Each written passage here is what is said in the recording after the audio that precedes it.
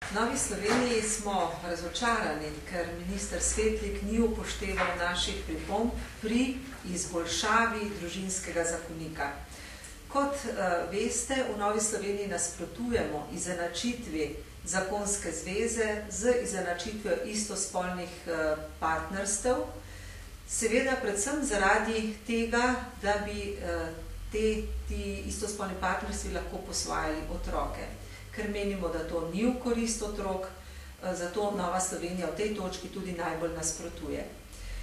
Ker minister ni poslušal niti pripomb Nove Slovenije, niti javnosti, ki nasprotuje prav tako v tej točki najbolj družinskemu zakoniku, niti ni upošteval pripomb, ki so bile podane na javni predstavitvi družinskega zakonika, oziroma ni upošteval niti tega, kar je bilo zapisano v peticiji oziroma na zboru, ki se je zgodil v Ljubljani, tudi proti tej izenačitvi.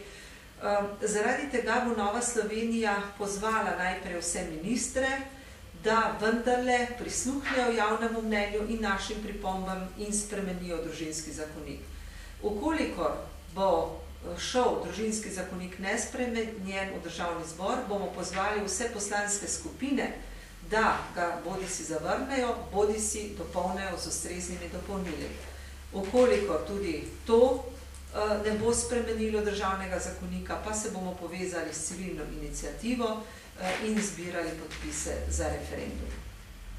Menimo tudi, da ministrstvo zavaja javnost, ko trdi, da je Ustavno sodišče predlagalo takšne rešitve. To ni res.